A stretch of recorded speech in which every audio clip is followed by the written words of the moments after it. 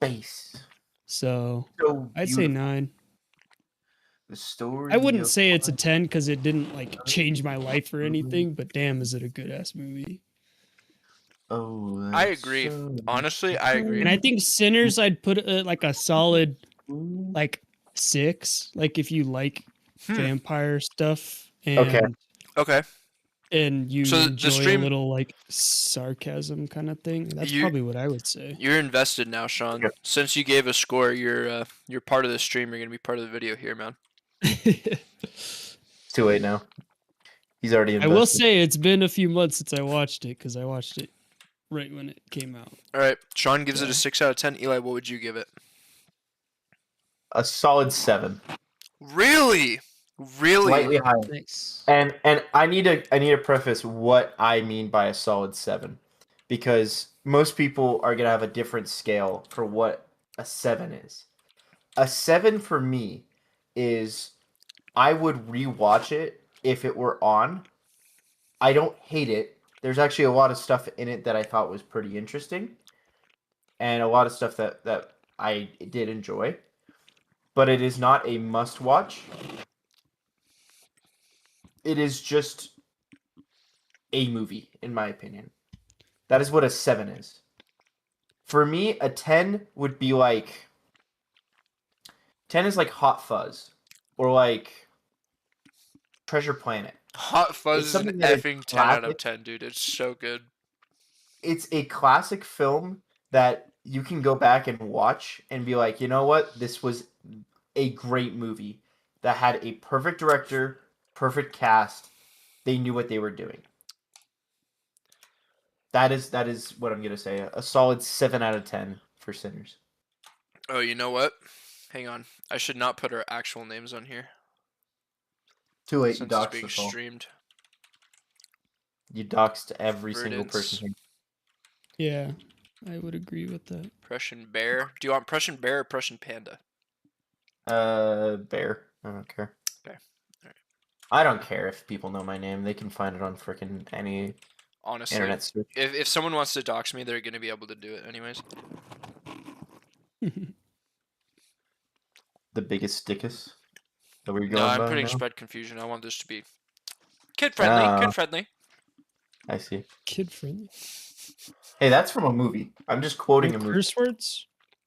So, okay. With alright. those two in mind. Here comes the I know. antagonist. I know. It's gonna be like a 3 or a 2. The antithesis. I would give it a very loose 5 out of 10. Okay. And I lean more towards a 4 out of 10. Okay. So Okay. a 4 or a 5 Yeah. out of 10. I said I would probably put it at like a 5 or a 6 out of 10 right after we watched it, and I watched it with Paige, and she said, excuse me, she said that she wouldn't even put it that high. Paige hated Wow. this movie. Absolutely Wow. hated this movie. I'm going to give it a 4.5 out of 10. And we'll put it at that. All right, so Sean, there's a format to this. So here's what we'll do.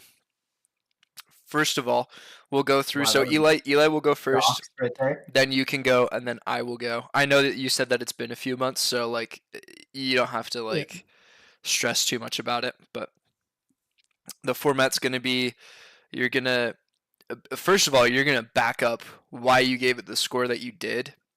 Try and give a little bit more details on it. Talk about like specific points or things that you remember from the movie, that you liked, or specific things that you disliked, and then we'll kind of like cross-examine each other and kind of discuss it. Does that make sense? Sure does. I can hear the Dr. Pepper coming back up. Yeah, I can hear the burp through Oh the yeah, mic. dude. Dr. Pepper and some vitamin D and a good old apple fritter. It's the breakfast at 5 p.m. of chat champions right there, dude. What a dude. Yes. Okay, so Sean goes first. Is this? No, you go first. Oh, You go okay. first, Eli. Okay, I'm gonna go off of first off what I I didn't like about the movie. Okay. Just get those out of the way. The reason why it's not a 10 for me, Oh, couple things that I didn't like. I get that it's a horror film, and within horror genre, it is very common to have hyper like a large amount of sexualized content or adult content Sure. within the film. And anytime I see it in a perfect example was like Napoleon, it takes me out of the film. It feels so foreign and useless in most films. There's probably only one scene where it really matters, and they could have done without any explicit like scenery for it. And it was when Mary is laying on top of Stack Right. and Right. oh yeah. they're making Killing love him. Yeah. and he bites him. That's the only time when it kind of matters, and they could have done it a little bit different, in my opinion. It just took me out of the scenes every single time that they bring it up, and it just felt like almost like a nudge from like a heartless industry, like a tycoon. Like it just didn't feel it didn't feel personal. And Yeah, so I get it, what it you're just saying. took me I out. think that there are instances where it can work and it can be tasteful, but I see where you're coming from there. I'm not gonna Especially in this film. I won't This say film anything about didn't it yet, feel but in this film it didn't feel um, necessary for the most part. okay. Now, the other two things that I would say I didn't really enjoy, and again, all these are personal opinion. One of them was the whole entire movie is based on music and the connection that music has with the soul, and how it can connect us with both the past and the present and the future, right?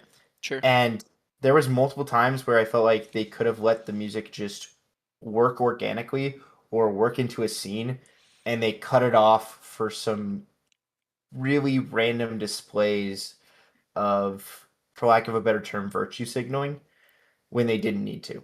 When they could have just let the music kind of work its way through. And I thought a perfect scene that like displays the music that was so great in the film was when Jack O'Connell's character of Remick, I think is his Mhm. name. Yeah, it's Uh, Rennick, I think. I think it's with an M. Anyways, the Irish vampire, the main bad guy of the film. He is Just standing in a Irish people. circle. He's standing in a circle of all the other people he's bitten, and they're It singing is with an M. the That's crazy. Rocky Road to Dublin, Right. and it feels really good.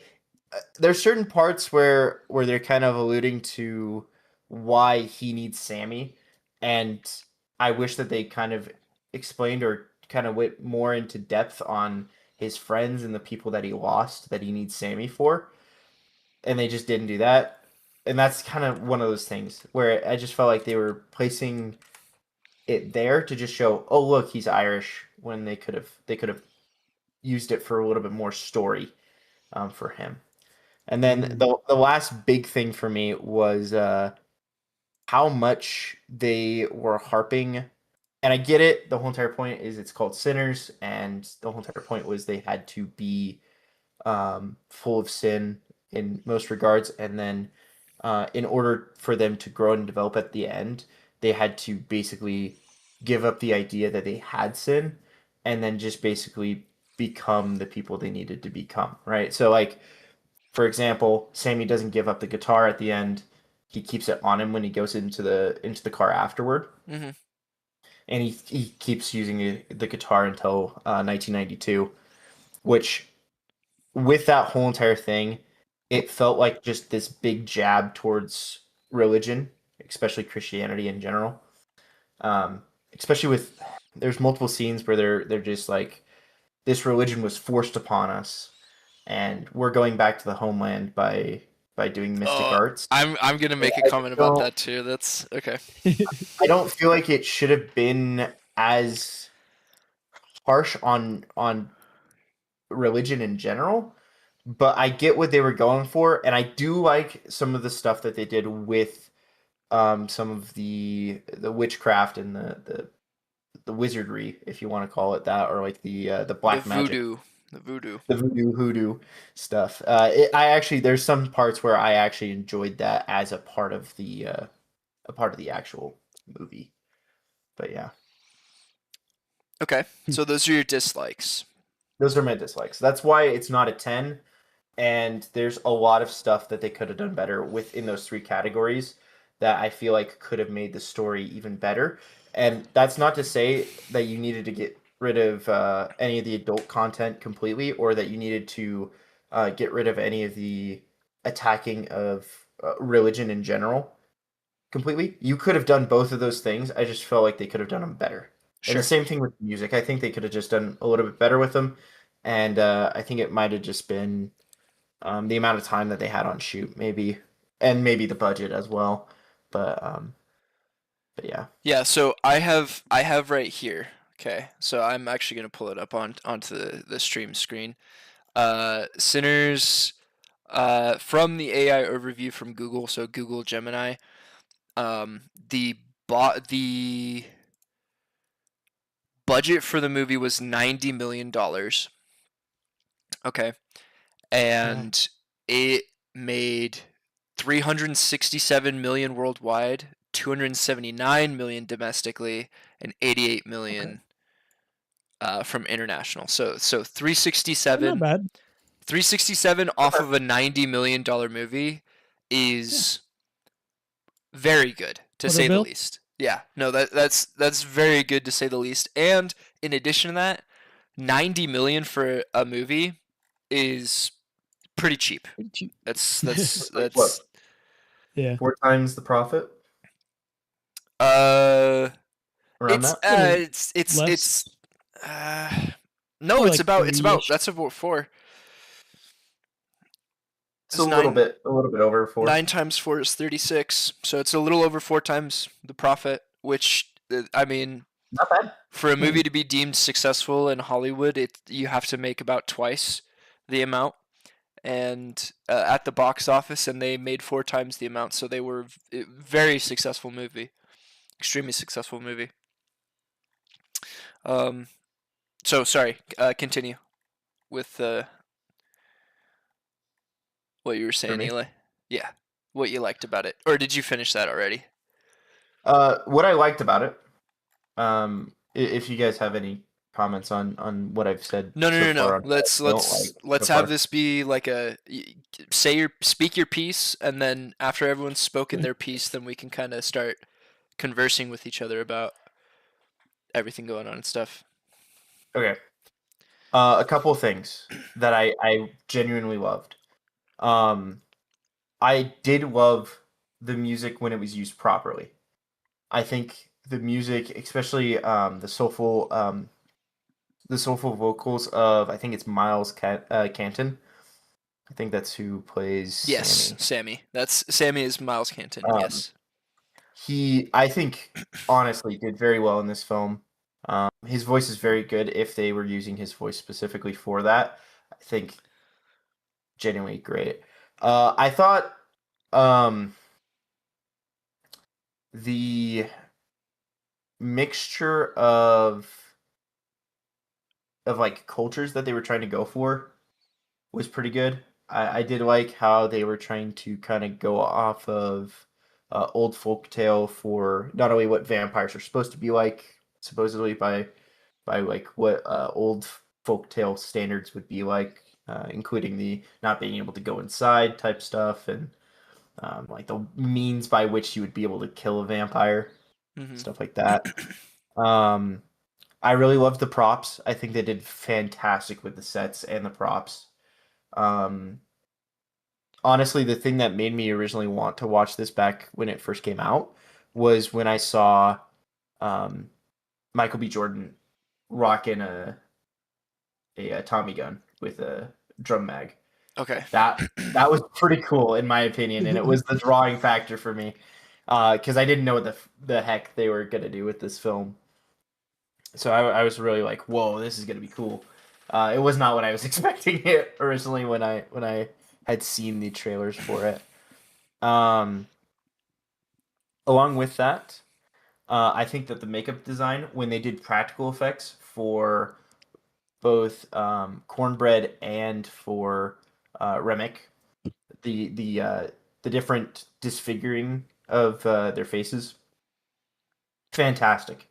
And they did all the facial destruction practical. They did makeup for them, Right. and dude, they did so good with that. I think it looked so good. Um, I think that Michael B. Jordan did very well in his dual role. It's not the, in my opinion, it wasn't the best I've seen of somebody doing a dual role, but I do think that he did very well portraying the differences between Smoke and Stack. I Um, okay. Yeah. with that, I love anything with Jack O'Connell. I think he's a fantastic English actor. Um, I think he did very well in this role. Um, Is Jack O'Connell and English? yes, he's English, which is Oh. crazy to me. I thought he was Irish originally, but he is English. He is from, I think, Derbyshire, England. He is. Oh, or he's from Derby. Yeah. But he does very well in this film, um, and along with the practical effects, they also did the eyes practical. So they use contacts that have reflective features to them, Mm-hmm. so that when a light hits it, it would reflect it back. And I'm gonna tell you, the scene where Cornbread is out there uh, going to the bathroom, and you see the little eyes kind of flicker out like cats. Mm-hmm. Such a good moment in the film, in my opinion. Um, I did like that. now, One. now that I am remembering it, though, the one thing that I will say that I didn't like how they used it, however, I liked that they included it, is the ending after they've killed the vampires, after they're just kind of sitting around, and Smoke sends Sammy to leave back to his dad. When he fights off the clan members coming in, right? You like I that scene? think Is that what you're saying, or? I like how they used it, and I like the kind of the gunplay, or like the fact that they had a gunfight. It was kind of cool. It just felt almost misplaced in its position in the movie, because it almost felt like it was a post credit scene with how it was displayed, but it Yeah. wasn't a post credit scene. It's supposed to be the end of them triumphing over both the spiritual and the worldly evil, right? That's kind of what they're Right. presenting there. And I think that they did very well with the presentation of Smoke being able to see his daughter, and I think it's his daughter, It is. uh, Yeah. and and also his wife. And I think They're. I both of don't think those, they're married, but they might not be, but you know what I mean. His I get. I partner. get what you're saying. I get what you're saying. Yeah. But like that ending, really good. I think how they did that was very good. It's just it felt, maybe the pacing was just wrong on it. It just felt like it was out of place for it, and yeah, the same kind of with it felt unnatural, the very ending when it's 1992 and Sammy's in the club, Mm-hmm. and they appear. That ending, I like that they presented it because it shuts the book on the end of it, and it is kind of terrifying when Sammy realizes that they're there for him, but it it feels wholesome in the end. It feels like, like they truly did care about Sammy in the end. But again, it felt almost corny or shoehorned in, and I don't know. It kind of detracted for me for that scene, and I think that's why I put this movie at a 7, is because there's a lot of really great highs, but there's some diminishing nitpick lows that do affect it to a point where it kind of goes down in my rating. Well, if it makes you feel any better, I'm gonna nitpick this movie way more than you did. You guys, I think, are much more charitable to this movie. I am going to absolutely rip it apart when I get to it. So Actually, wait. One last thing. Sorry. go for it. Let me take it up. A perfect example of the high of highs was the practical effects. A perfect example of the low of lows. I don't know if you guys noticed it, but the fire effects when the sun comes up, absolutely terrible in my opinion. I They will- did not give enough time Yeah. for the special effects department to figure that out and get it to work right and to like fit into the lighting and everything else. And it just looked like a home video at that point, and that really did detract from how I felt about the victory, in the end. But yeah. Okay. Great. Well, Sean, do you have anything that you would like to say as well? You're obviously not obligated to, since this was originally going to be an Eli and I kind of thing, but I didn't prepare. I got a little bit, yeah. I think one of the biggest things that like I didn't like was just how, and I think a lot of people probably feel this way too, but it really, I went in not really knowing anything about it, and when we got there, my friends were like, "Oh, it's like kind of like a horror, like vampire movie," and you don't see any of that for like 20 to 30 minutes. yeah. It's more than that. And I It's- was just like, I kept waiting and waiting, and I was like, yeah, I was gonna say, like, it just felt so long until they introduced the vampire subplot, and it really is just out of nowhere. Like, I mean, I get, it's hard to like make up whatever, or maybe there's more into it that I missed, but like, this just like vampire stumbles out of nowhere being chased by Native Americans, hmm and then like shows up and starts killing people, whatever, and taking them to his side. But it's just like, I was like, okay, so it is like a one-time thing kind of deal. Like, I don't know, like it felt like it was just kind of out of left field, and it took so long to get there. Like I just kept waiting, so I didn't like that because it felt like it was just, one kind of movie theme in the first half, and then the second half is like where everything happens. But hmm and I know there's always, a setup and whatnot for the settings, but it felt like a really pretty big disconnect between the two. So that was, I think, one of the bigger gripes is I was like, what is, when's the movie start? Yeah. I Not that I will. dislike the beginning, but yeah, it just kind of felt like two different things happening. That is something that I am actually going to very, very much so talk quite a bit Yeah. about. So I get that. Because, yeah, I think that's probably the biggest issue with it, in my opinion. well, But, you didn't like that aspect of it. Were there things about the movie that you liked, like specifically that you saw that you were like, oh, I really like that?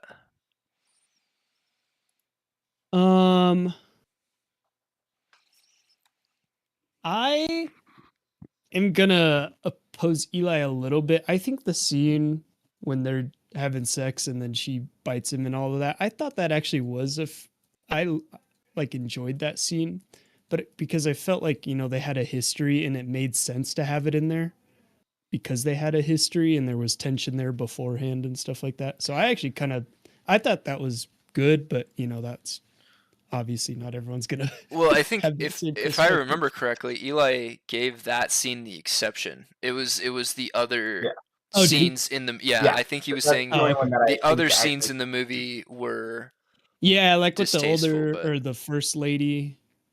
with, yeah, like, yeah, the little yeah. cottage. That one I can say was like, what? Like I guess I could understand, but at the same time I was like, why is this? Yeah, I just felt like, I don't know about this one. Yeah, So yeah, I agree with That's you. that. I think that's the only one that works because it progresses the plot and also Yeah. has a lot of meaning to it. Whereas yeah, and there was, it like, makes a big two change. other in big the- ones that just don't matter in reality. Totally, Yeah. 100%. Never mind.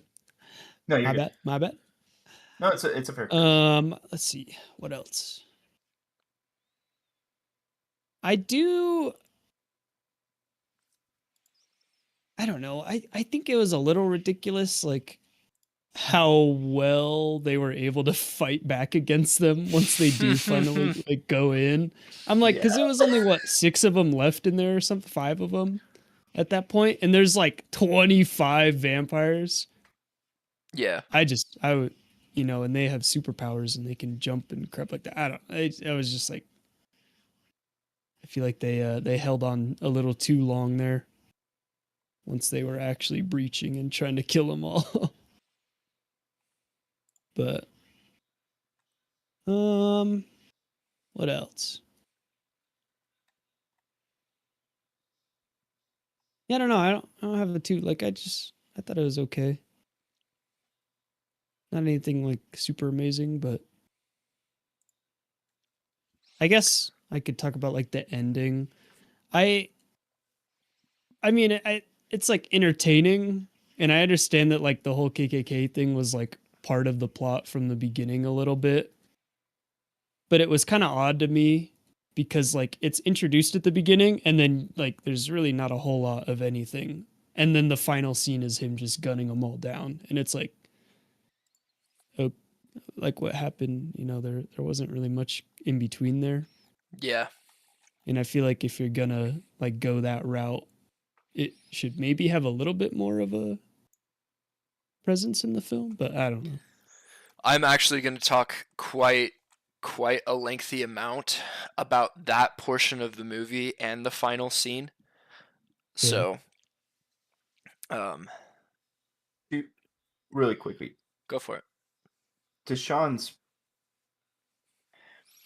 point here, they really, I feel like, went too far off of the industry expectations for a horror film. So like the baseline things off of a horror film. That's why I was saying like the meaningless use of adult content, and also just this final girl is usually what it's called in horror films, but this final girl mentality with Smoke, and even with Sammy, where you see 6 people fighting off like 50 vampires that are like impervious to bullets, and the only thing that they're able to actually do against them, and the only thing they ever use, is stakes, which apparently don't really work too well against the main like vampires for some reason. Like Yeah. Remick, I feel like should have been dead after a couple of those stabs. But on top of that, there's like a point where everybody is like just sitting still, and like the vampires like pull back for a second and then they come back. And it's right around the time where Stack and Mary leave. Yeah. And then you just have everybody else stay, and they stand there for like a good 5 minutes while Slim is like, "Oh, like get going." They can't get you. Get going now. And it's like, wait, what? Just they stopped? This is Yeah, so you're hard winning. to not jump in, dude. This is so But, difficult. yeah. Jump in, dog. The whole entire point is I mean, if No, you no, want to, because I don't have much else to speak. Well, I'm on. gonna if you guys are done, then I'll hop into my aspect of it. But oh my gosh, dude, I hated that whole segment.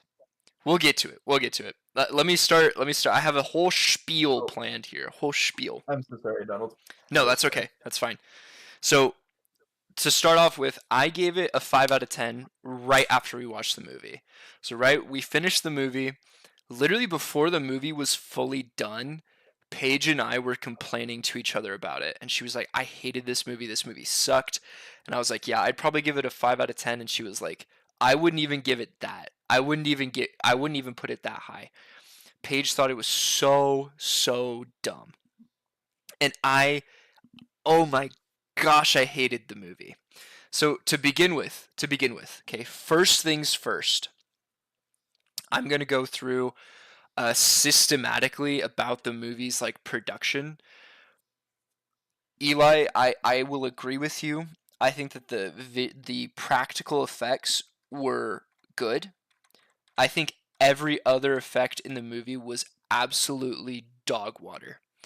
First of all, so we watched it at home on our TV, not in a theater. So Same. we watched it Oh, on we watched it on HBO. I don't know if it was a problem in the theater. I don't know if it was a problem, Eli, when you were watching it at home. I think you said that you rented it, but we watched it on HBO. Our room, we have blackout shutters. We had the door closed. We watched it at like 10 o'clock, 11 o'clock at night, so it was pitch black. All we could see was the TV. The movie was just way too dark.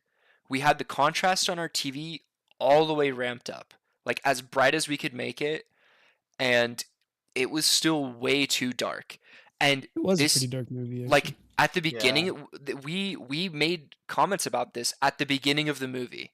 In the beginning of the movie, all takes place during the day. So True. all of the during the day parts looked horrible. It all of it was way too dark, and not like in a, oh, this is like a dark sinister movie, but like visually, I I could not stand what I was looking at. It looked horrible. Okay. And then once it's dark, I feel like the movie was kind of more made for that. But even then when it was dark and like it was at night and they were doing that stuff, um I feel like it's a bit more excusable then, right? Like I didn't notice it quite as bad, but I wouldn't say that it necessarily looked all that great in terms of the contrast. Okay?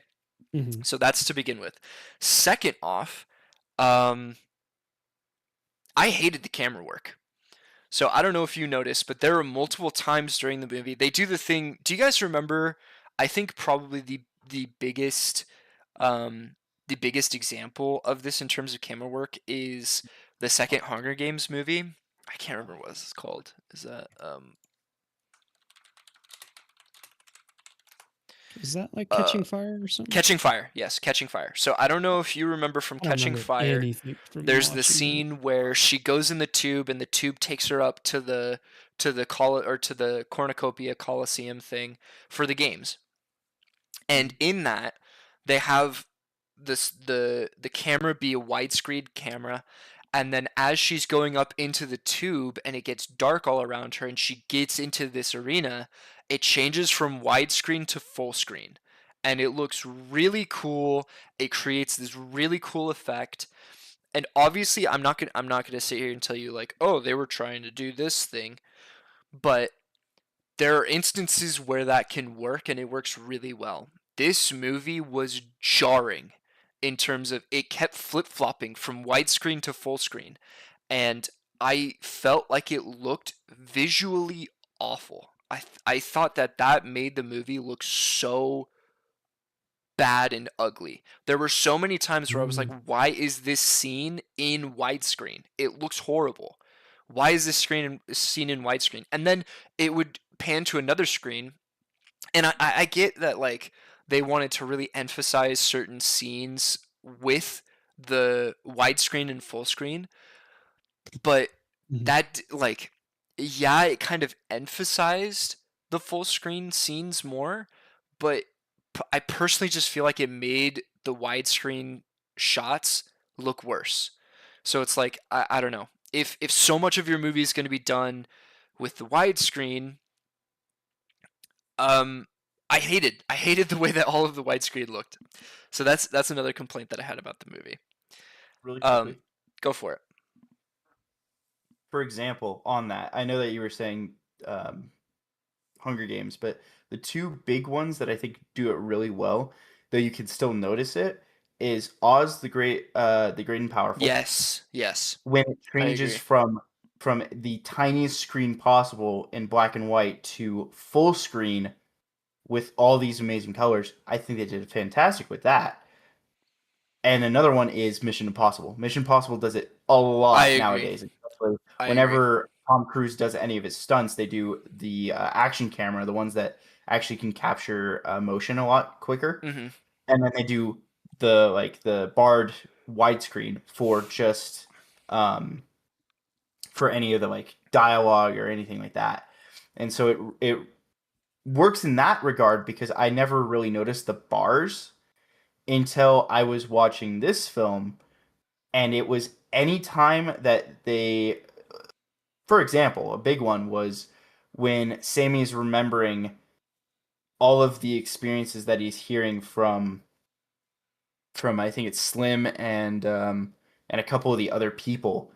It goes from being this like very very full screen, you don't see any bars, and it's very very honestly it looks very good, to every time that it goes to a flashback it's going back to the bars and then back out, and it just looked like it was zooming in and out Right. multiple times. Yes. You're And just like, this is taking me out of it. Why are we doing this? that's the thing is I understand the film ethos of having this be a camera work technique for like adding to your movie.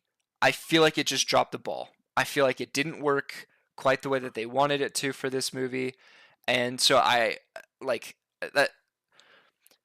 Maybe that's too much of a nitpick, but for me, dude, it killed me. It killed me. And I again, I understand thematically why they did it in some scenes, because they wanted to emphasize certain things and they wanted you to feel a certain way. Um, I just thought that it wasn't implemented all that well. I felt like a lot of, again, if you're jumping in and out of that, it creates this jarring effect in the movie.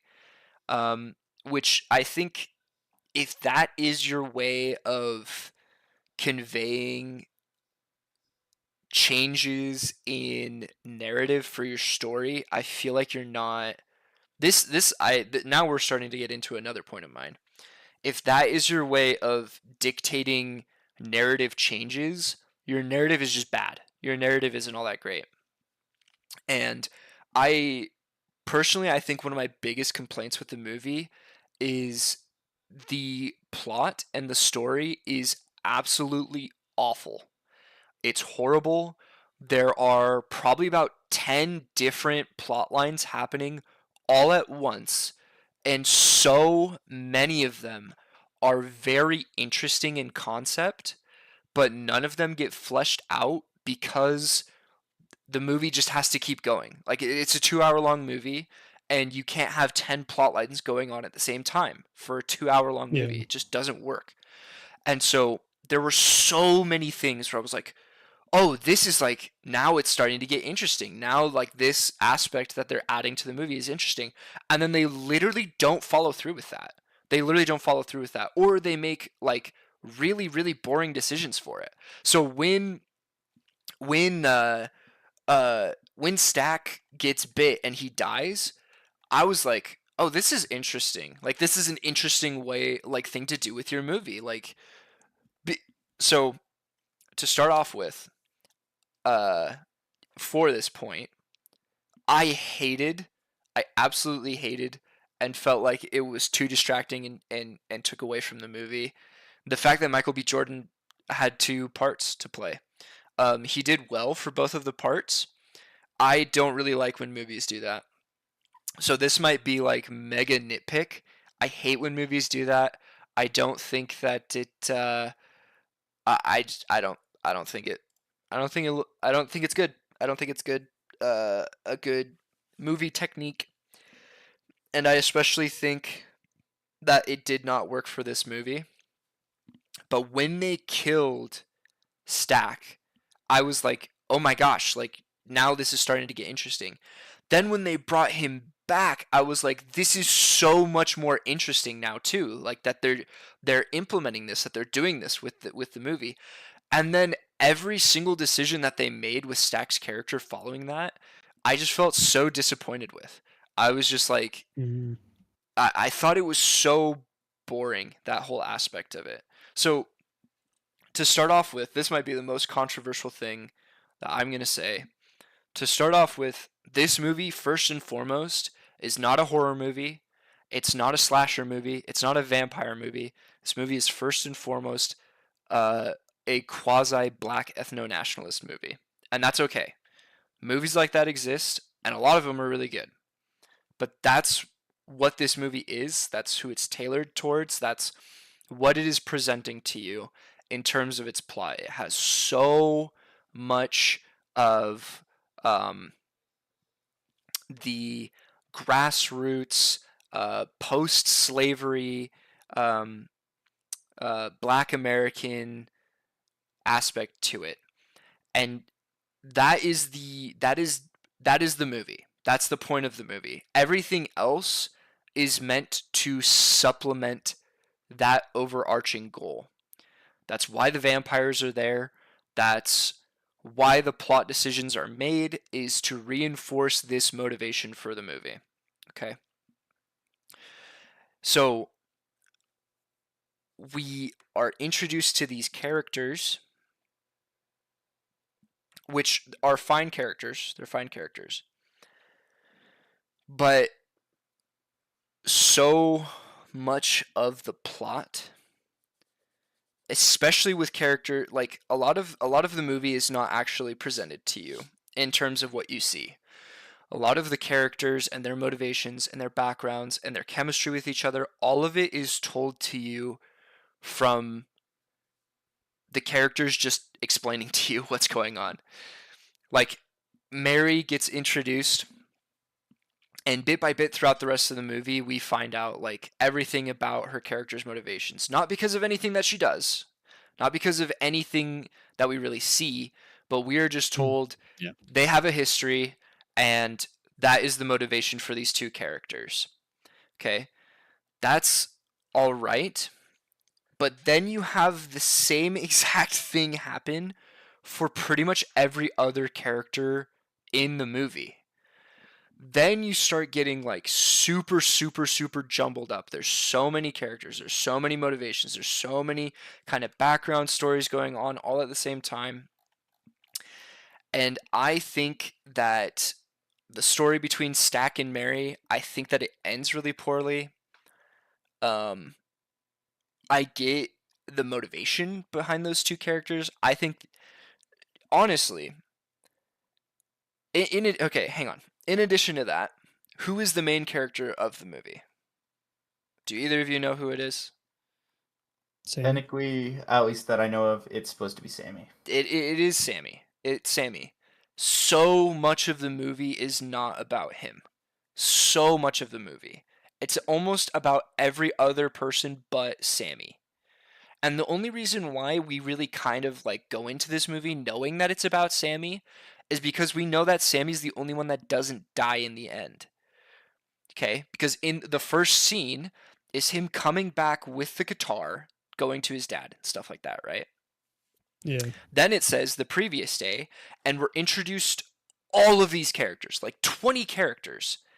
And we know that Sammy has to be the only one that makes it out. Okay, well, for the rest of the movie, all Sammy really does is play a guitar and does the deed with some chick. That's all that happens to Sammy. Everything else is just kind of happening to Sammy throughout the rest of the movie. Does that kind of make sense? He's acted upon, not He's purely acted upon in this movie, like exclusively acted upon in this like movie. Smoke is honestly, from what they're presenting, Smoke honestly comes off as more of the main caricature Yes. than anybody. Yeah. And I would say, so that's another thing, right? Of all of the characters, I think Smoke is the only character that really gets fleshed out very well, which is why it's that whole aspect of it is so weird. Is one of the main characters, but not the quote unquote main character, gets this massive overarching like story and character development that none of the other characters get. And I think that was just a really bad decision on part of the movie. I think that if they were much more focused and spent more time developing things, I think the movie would have been really, really good. Like it drove me crazy. Paige, I think this was Paige's least favorite part about the movie. They introduced the Native Americans at the beginning of the movie and literally never do anything with them ever again throughout the rest of the movie.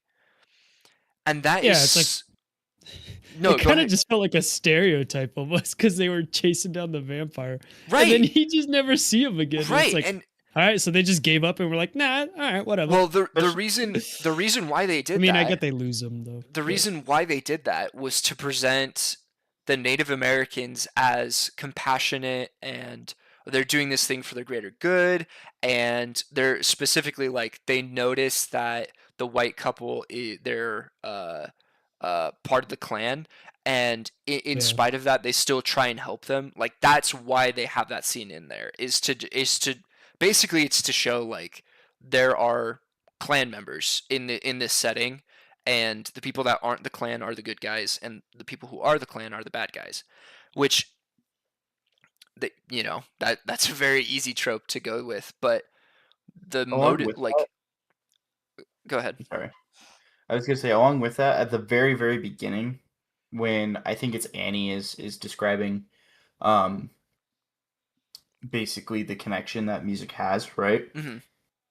There's a part where it says, "Oh, in the Irish community they called them this, and they used to do this thing to get rid of them, and in the native community they used to do this, and this, and then they say like, oh, in the African community they used to do this and all this other stuff, right? And they present the three different ethnic groups that are talked about, Right. right? The Irish being the vampire, the natives being the ones that chase it, and the black people being the one that are persecuted by it, right? Which, Yeah. But noticeably, the whole entire movie centers around the line that Remick says, and I'll let you continue after this. Sorry, Donald, but You're fine. Remick says to Sammy, while they're in the pond, he says, "This religion was pushed on me just as it was pushed on you." Yes. And they're like harping on this factor that like the Irish Celts, which I'm fairly confident that Remick was not alive during that time, were like forcibly converted by the English Catholics. Okay, so It would have been like the Romans that did that. I was like so pissed at that scene because of the implication of it. Okay. So first of all, like you were saying, if he was Celtic,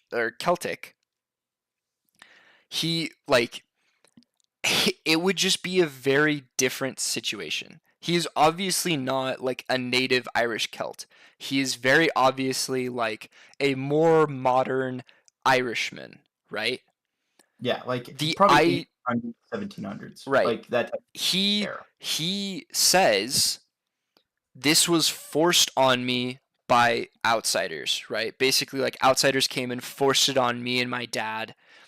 The idea, it's very easily implying that the English came in and colonized Ireland and converted them forcefully and stuff like that. That stuff is true. However, what Sammy is reciting in that scene is Christ's intercessory prayer. Okay? That is a very Catholic thing. Now, I might not know the most about Anglicanism. I could be completely wrong in this.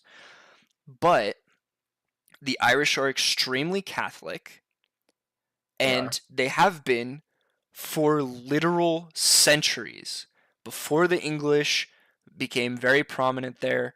And if the English were what is being implied in this, the English were not forcibly converting the Irish to Catholicism, they were doing it to Anglicanism.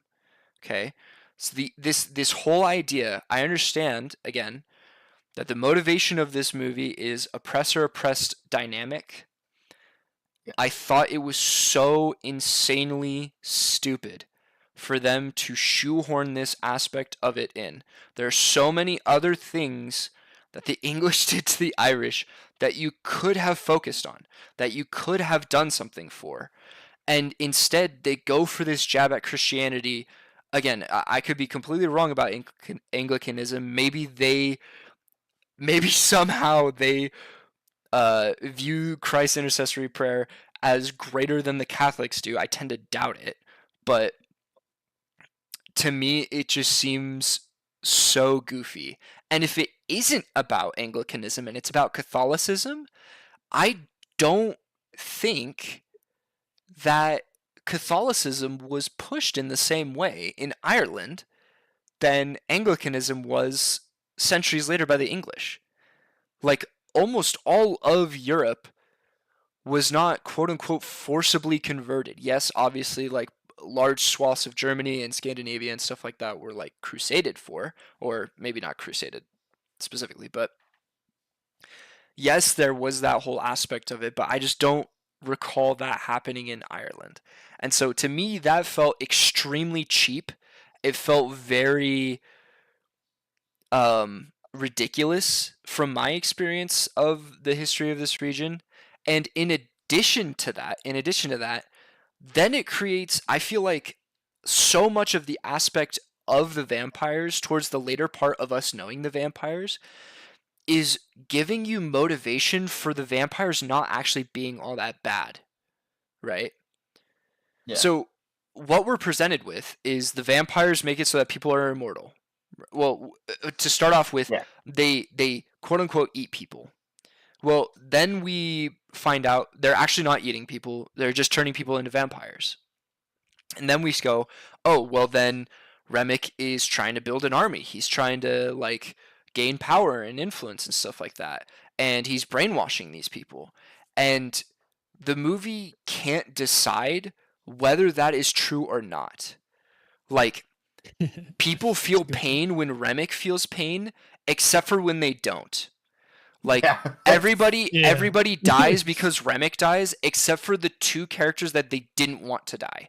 They don't explain that at all, by the way. It just That happens. I think is because of the sun.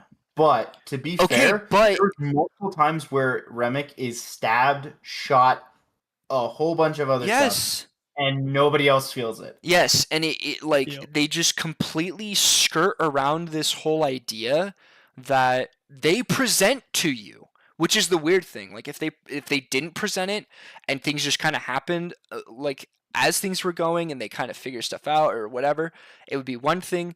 The movie presents it to you that this is the case, and then it except for when we want these characters to live and we don't really know how that would happen.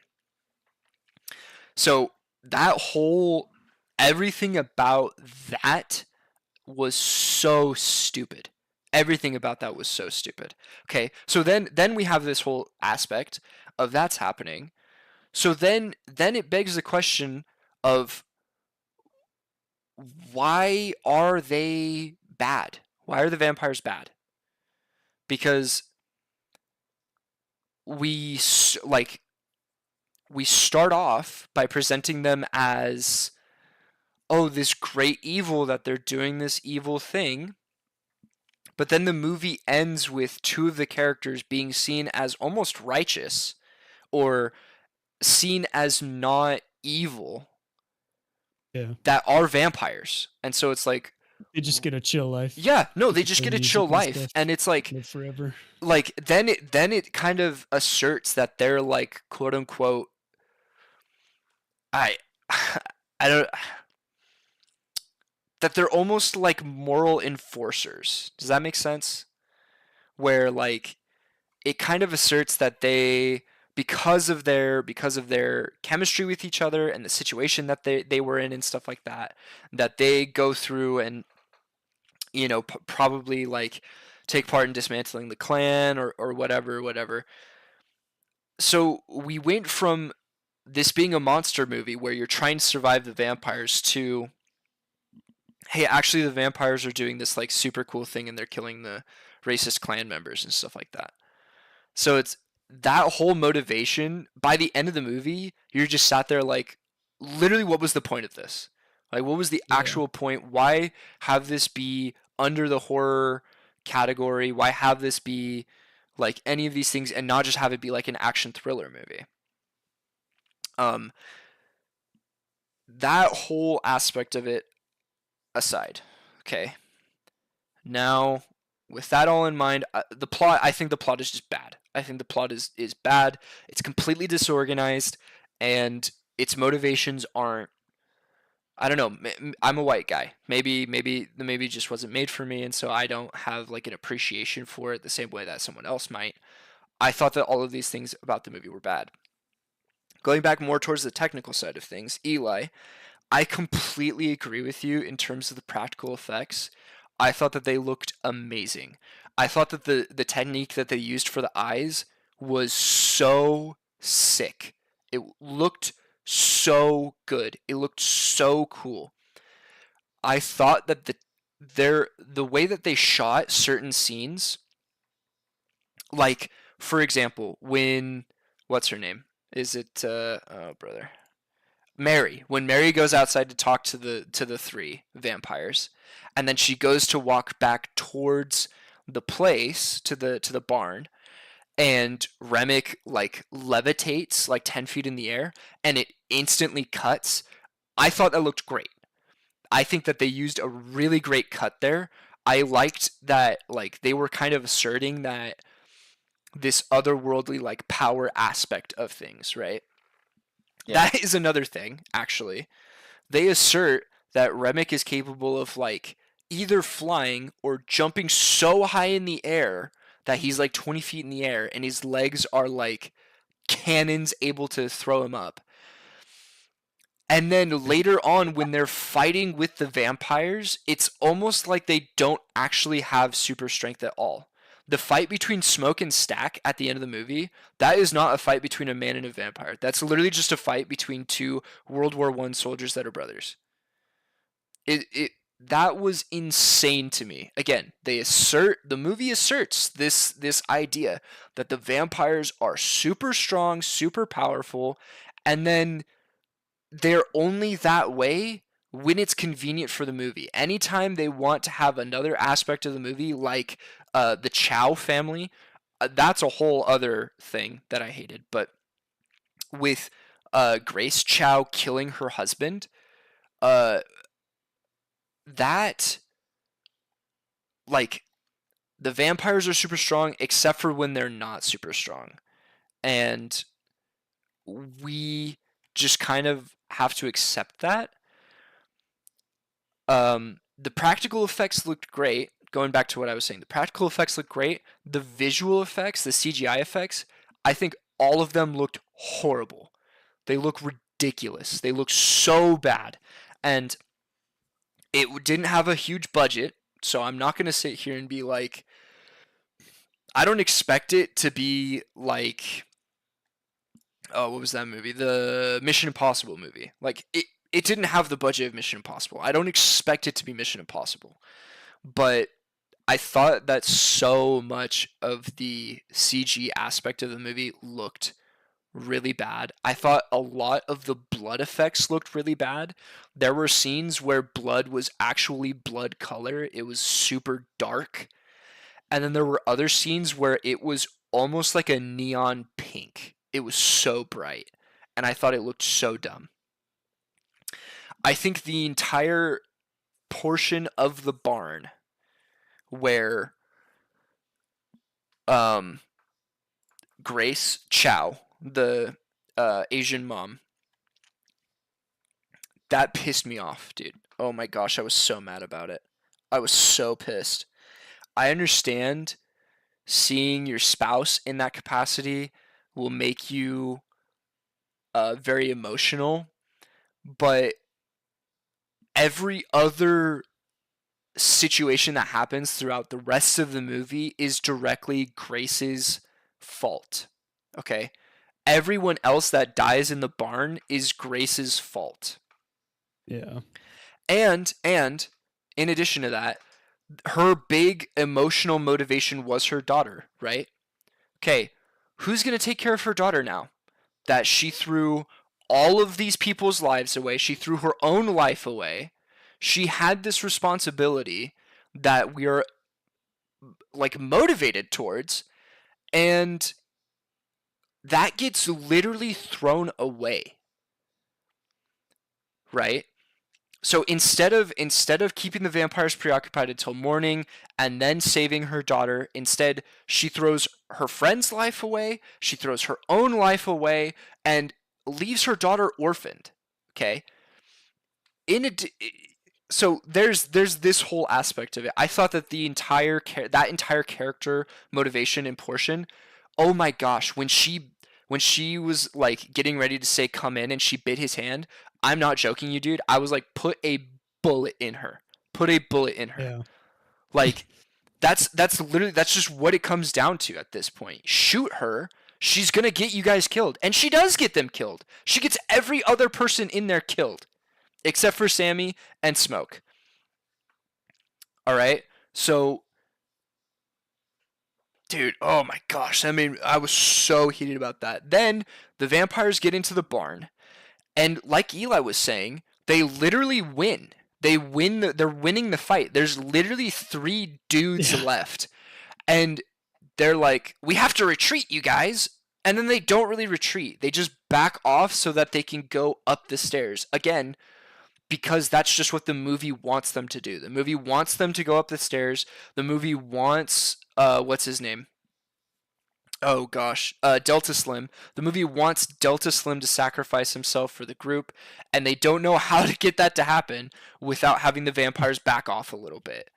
And so they do this, makes 0 sense, and they go up the stairs.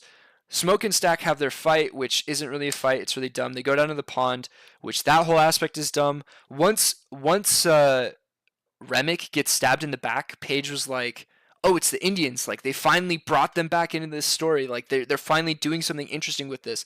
And it's literally just not the case. Smoke just lets Stack leave. Okay? So, in the movie presents that the wills of the vampires are not their own. That they're, like, almost zombies in that they don't really make decisions for themselves. They can't really think for themselves. We don't really understand their motivations. And they even say, like, Annie is supposed to be, like, the expert in this territory, right? Once Chayton Chow, the husband, the Asian husband, once he is outside and he's trying to get Grace Chow to come outside of the barn with him, Annie says, that isn't your husband anymore. Don't listen to him. So the movie presents this situation where these aren't the people that you know, they aren't the people that you love. It's a demon trapped in your husband's body that is like your husband is trapped in this mortal kind of prison waiting to be released. Then after that, Smoke just goes, well, yeah, but he looks like my brother, so I can't really kill him. My brother. He's my brother, though. And it's like, that isn't your brother. Then in the post-credit scene, they're like, no, actually, it is his brother. Like, that's just straight up his brother. Like, that's just actually Stack. That's literally just Stack right there. Which then it presents a whole thing. What was the point? What was the point? Literally, what was the point? Why not just have all of the characters become vampires at the end? What's the point in not being a vampire? The movie never addresses that. It just kind of like drags you along this whole story, again, presenting these really interesting concepts with no follow through for any of it. Okay? That then leads to the final scene with Smoke shooting the clan members. All right. This is another thing. Oh my gosh. I keep remembering. Remick says to Smoke that the guy who sold them the barn was planning to go kill them, right? And when you hear that, you kind of think like, this is a lie. Remick is lying to him so that he'll get him out of the barn. It's just straight up not a lie. And instead of the movie being like, yes, it is a lie, like Remick is actually evil, he's a demon trying to get him out, trying to steal his soul and stuff like that. No, they're just straight up like, yeah, no, this movie actually, the vampires don't matter in the movie. This is actually just a movie about racism in the South in the 30s and stuff like that. And so they show up. Another big gripe that I have with the movie, and this is probably the most nitpicky thing that I will say about the movie, not a single person in production of this movie has ever shot a firearm in their entire life. I'm convinced of it. I'm completely convinced of it. Okay. Smoke takes a BAR and he sits in a hedge 10 feet away from them, right? A BAR is a fully automatic 30-06, bro. If someone's shooting a fully automatic 30-06, you're hearing that 5 counties away, all right? He's in this hedge and he's unloading his BAR into these guys, and they're literally looking around, and the movie dims the bullet shots. So they're like, we have no clue where the bullets are coming from. Where are we getting shot from? And it literally pans over, and he's not even really hidden. He's like, you can hear him breathing if you were one of those guys in the trucks. He unloads his BAR. That's fine. And again, the movie has a motivation where they want to present in a way, they want to present killing people in as like flashy a way as possible, and so their way of getting to do that, and their excuse for doing it, is they just say, okay, all of these people are Klans members, so now it's just okay for them to be a bunch of idiot rednecks that don't know what's going on, and they just get gunned down with no fighting back, right? Okay, so this whole situation pops up. Smoke then shoots, what's this guy's name?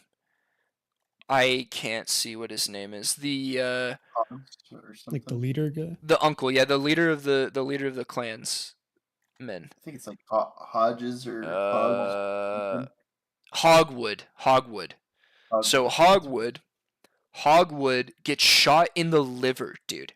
He's got like dark red blood all over his torso, okay?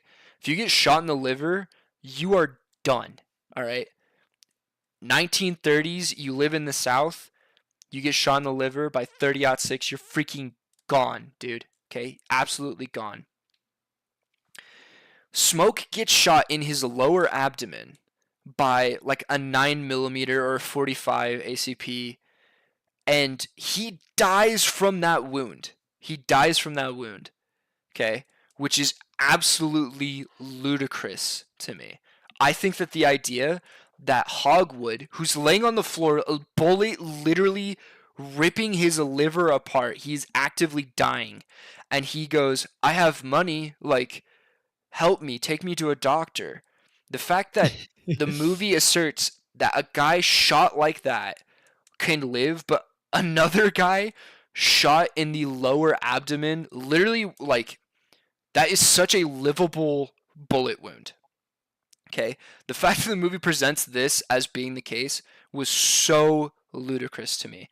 The scene at the beginning when Smoke shoots the guys trying to rob from him, the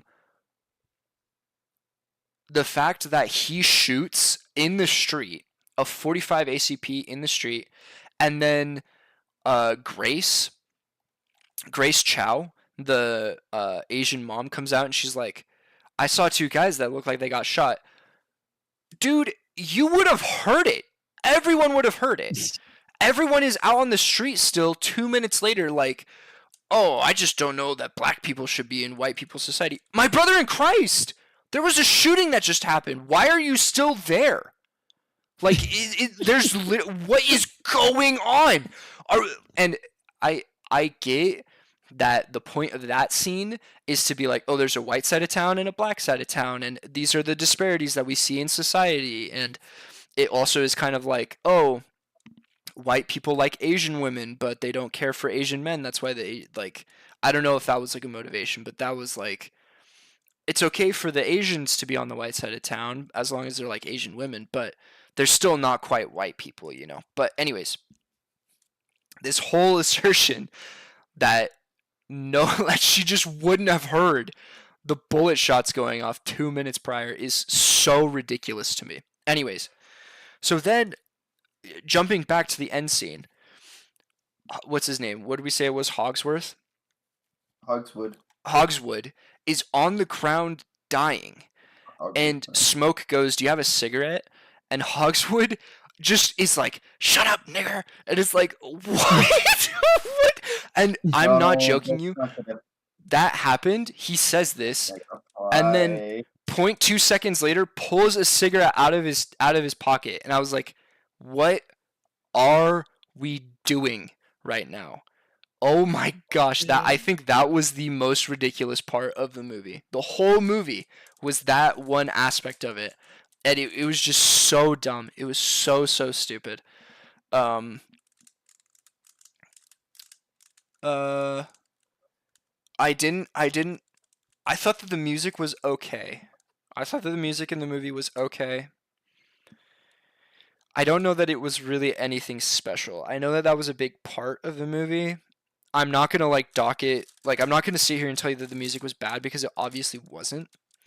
But I'm also not gonna sit here and tell you that it like the movie changed me as a person because of the music inside of it. Like we were talking earlier about Interstellar. Like I like Interstellar. I don't think that it's like the craziest, most like influential movie ever made. The music in that movie is absolutely wildly insane.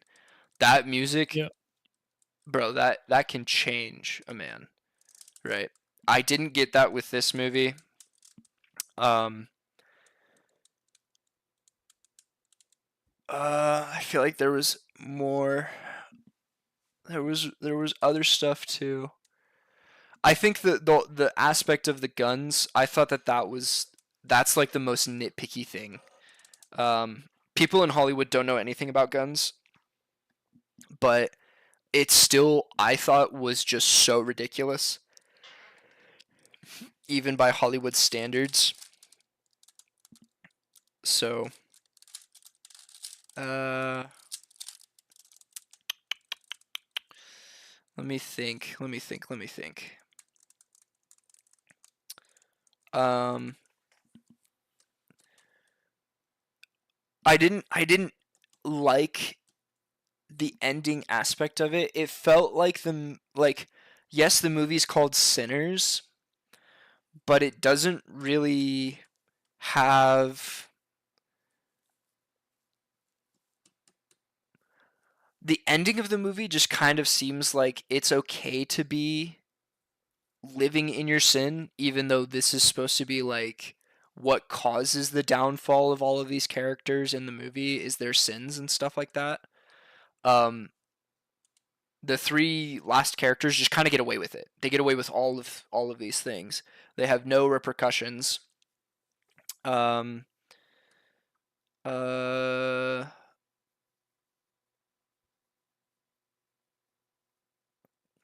there was something specific. Oh my gosh, there was something specific I was just thinking about like 2 seconds ago.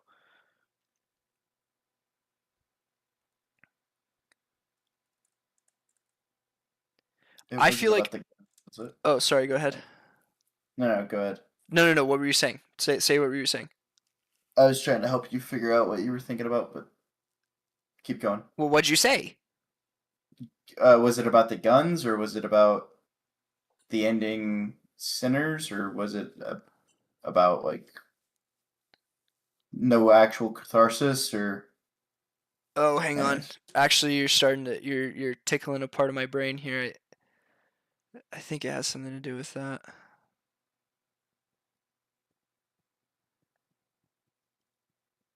The idea that they're like sinners.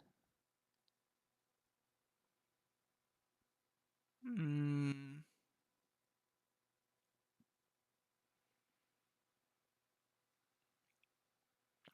Gosh, well.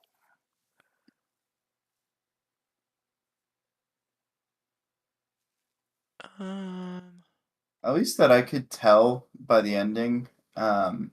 It did feel like like, sure, they show like them kind of being close, Mary and Stack, but there's a feeling that I get that just is like there isn't actual intimacy or like true love in the ending product between the two.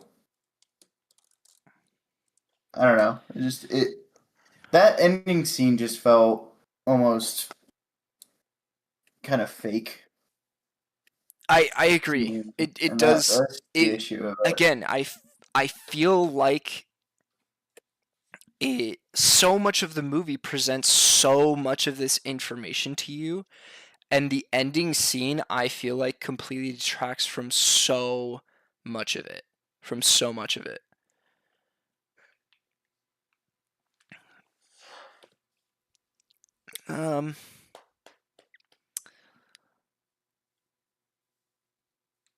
Yeah, I can't quite remember. I do feel like I got the majority of. Anyways, now we're at the portion where we can have kind of an open conversation about each of the points that each of us presented. I feel like we've had a good back and forth about a lot of the stuff that we were saying, though. So, are there any additional thoughts or words or anything like that from the boys? So, really quickly, have either of you two watched The Shining? I haven't. I have not The yet. original one? Okay. I think we need to do one on that, maybe. Okay. I think you should watch that one, Donald. That one is a fantastic film in my opinion. Though the Kubrick's version of it is a lot different than what King was presenting in the book. Completely different from what the book was trying to present.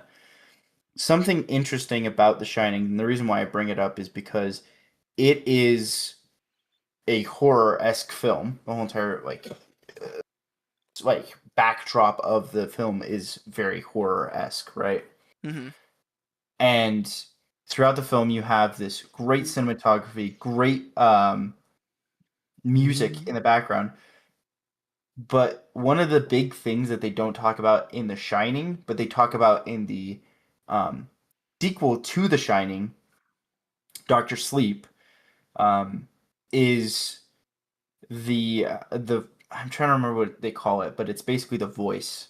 But it's something that Danny, the little kid in the Shining, has, and it's basically this thing to be able to communicate with the dead, or kind of communicate with other people who have what is called the Shining, right? So that you see it throughout the Shining, but they don't explain it until Doctor Sleep, which I mean, the movie is done like 30 years after, if not 40, right? And I think that in the same regard, this movie had that issue where they made such a big point of Remick needing Sammy to be able to do some sort Yes. of Oh my ritualistic gosh. Yes. thing, but they never explain why he need, or like you can kind of That's a good infer point, why actually. he I don't. needs Sammy, and it's so that he can use the music to create some form of portal between the past and then So the present, so that he could be reunited with his kin. this But you don't ever see his kin. You don't ever see how he would even do that. He also gives that up once they get into the pond. It's just like this is they actually threw it so. out. I'm so glad that you went through this, Eli, because this is actually the thing that I was thinking of. Sammy, at the beginning of the movie, they present this thing that like people who those who are from like African descent that have this musical ability, they attract demons to them. Okay. And so what the movie ends with is basically Sammy choosing to continue to attract demons to himself, which they don't follow through with. Again, that's presented, but the from what we know, the only other vampires or dark spirits that go after him is Stack and Mary at the end of the movie. And they, like you were saying, they don't flesh that out at all. Like Remick mentions, he's like, "I'm here for you, Sammy," and then they just kind of throw it away. And again, I think the reason why is because, well, no, not the reason why, but the thing is we just don't, as the audience, don't trust Remick, and we don't really have a reason to trust Remick. He kind of lies, except for when he doesn't. Like, he's telling the truth only when it's convenient for the story for him to tell the truth. And even then, I don't think that's necessarily like like a a big like a big thing, you know? Does that make sense? It's not super imperative. Like, there were so many times where I was like, "Oh, I think that they're gonna do this with the movie," and it wasn't like that subverted my expectations in like a positive kind of way. Like, it wasn't like a Knives Out kind of positive subversion of expectations. It was more like a Glass Onion subversion of expectations, where it's like, okay, well, that was just stupid. Like, what everything that you just did there was almost a waste of my time.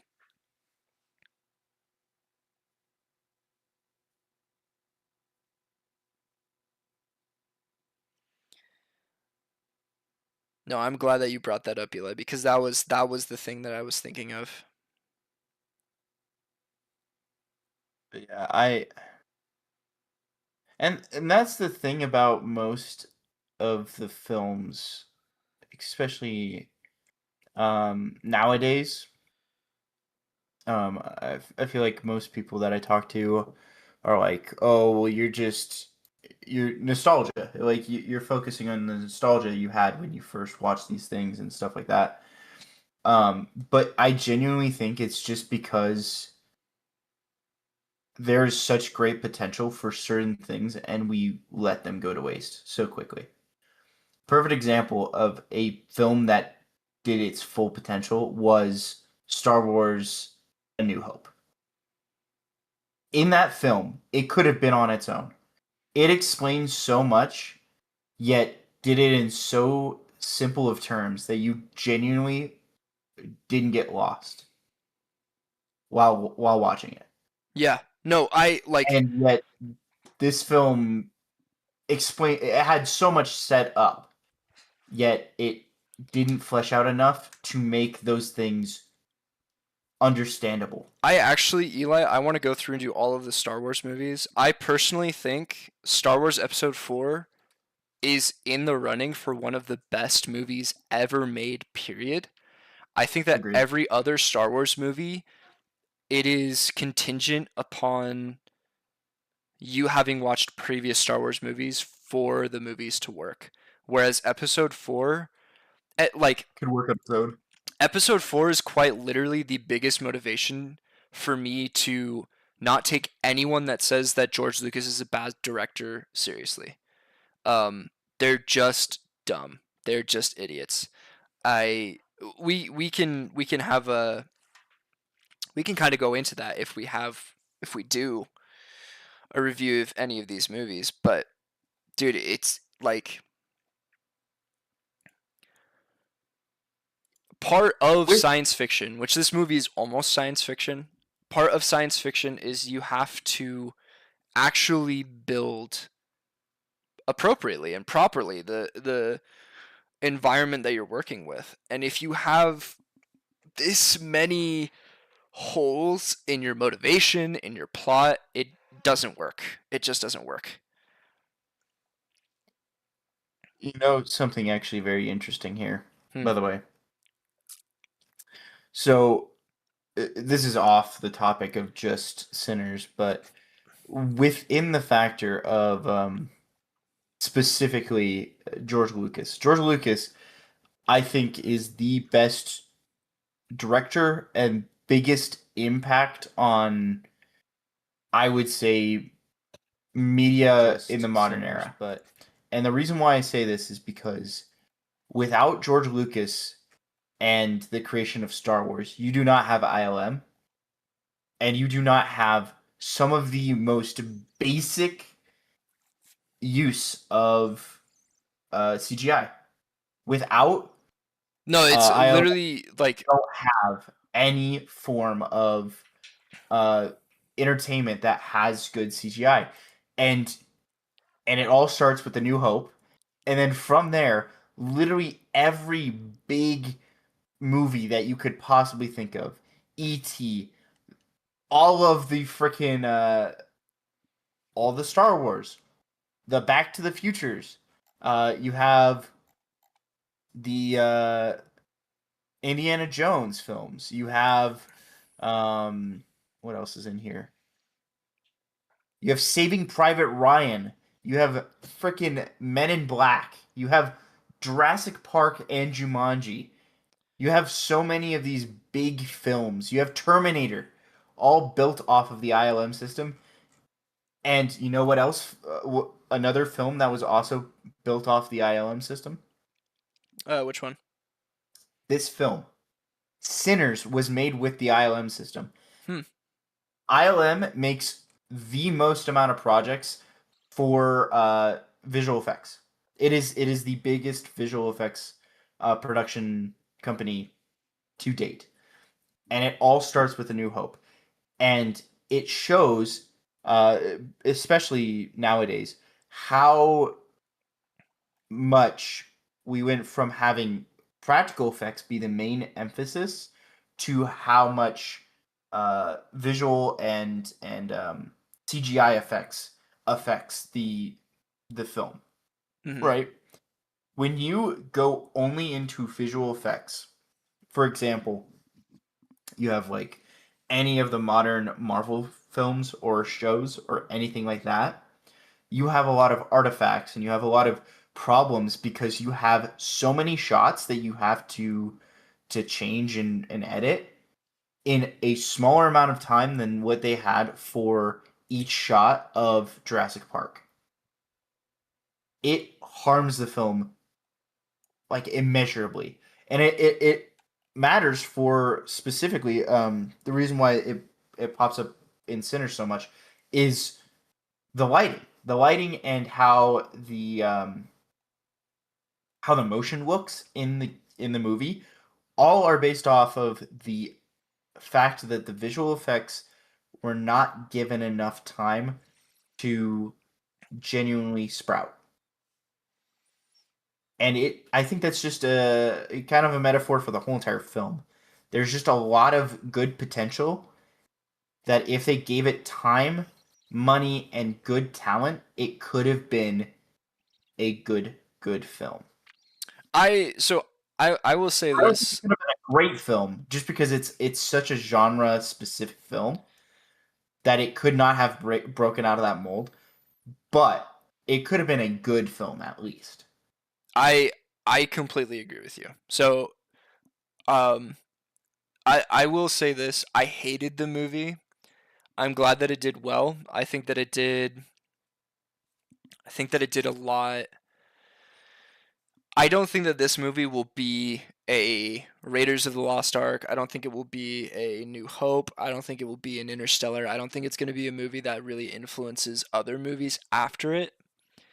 Um, but I think that it being successful will cause. I think that this movie did a lot for practical effects. It was probably the most practical effect driven movie I've seen in years. I think that it has the potential to kind of give a good push for that. Um, but okay, well, I think we've said all that we need to say here. So I think that the three of us should come up with like an official what we think we would rate the movie as a group. I'm willing to present a soft 6. What do you think, Sean? Do you feel confident with your 6? I could agree with that too. I think it's a good enough middle ground between all of us because I know Donald was saying it was a soft 5 to maybe a solid 4. After we've talked through this more, I'm more confident in a 4. I'm actually going to change my 4.5 to just a 4. Um, and I kind of like my 4 rating. But however, I think I wouldn't be too disappointed with giving it a 6. So A soft actually, 6. a soft 6. I personally think we'll go with a 6 out of 10 then. I think that sounds good to me. I think Mhm. part of the reason why I was so disappointed by this movie was because Dalen like gassed this movie up. And I mean, it's got like a 92% on Rotten Tomatoes. You know, so it's like Yeah, I think it was a little overrated so by a lot of people. yeah, when I went into it, I went into it the exact opposite as 97% on Rotten Tomatoes. So I went into this the opposite Wow. as of you, Sean, It's actually where incredible. yeah, no, that's insane.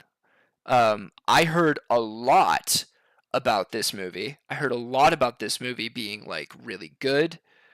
Um, and I did not see that. I didn't see it at all. Uh, did not think that it was really all that good. Oh, this also, now that I look at it, this makes perfect sense. The director the guy who directed this movie also It- directed the Creed movies. He directed the and Black Black Panther Panther. movies. He directed Judas and the Black Messiah. So, Yeah. um, And they say it at the start of the film that he was the one that made them. So it made sense that that this film was gonna follow the same things that he had been making. right. And that's like that's just he's got a certain type of movie that he likes to make, and this is that type of movie. Again, it's not made for me, so I can't really sit here and tell you that like I'm his biggest fan. But actually, you know, to go along with that, I think that um, what is the name of Jordan Peele? I think that Jordan Peele directs very similar movies. I think that Jordan Peele is a very good director. Um, I loved the movie Get Out. I loved the movie Nope.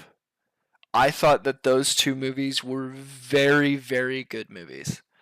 I agree. Which is funny because both of those movies are rated lower than this movie is, and I think that they were both much better than this movie is rated, uh, or much better than this movie is. That's not to say that every movie he's made has been great. I'm pretty sure he directed it's called like Wild and Locket or something like that, the Netflix stop motion one. I don't know. Hang on, let me check and see. I think he directed that movie, and that movie sucked. That movie was so bad. It was actually like, it was actually insanely disappointing. Hang on, let me see here. Let me see.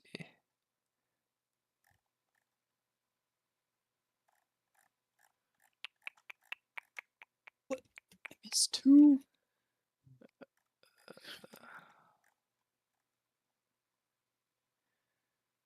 Oh, who was Black Klansman directed by? I loved that movie. I don't remember. I almost feel like this. Yeah, that's getting edited out of the video. I knew one of them was gonna frick it All up. right, hang on. Let me find the name of this movie, and then we'll end the review. I think 6 out of 10 is I think a 6 out of 10 is great.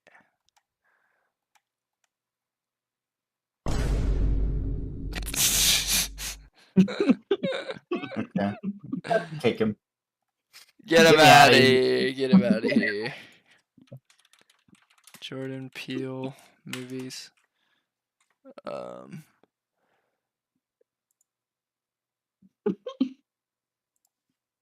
I'm so dope. I'm so dope. I'm so dope. Wendell and Wild. That's what it was called. Wendell and Wild. That movie sucked. Wendell and Wild was a really bad movie. But anyways. So, yeah. Nice. Good review. Go ahead and send this out to everybody who wants to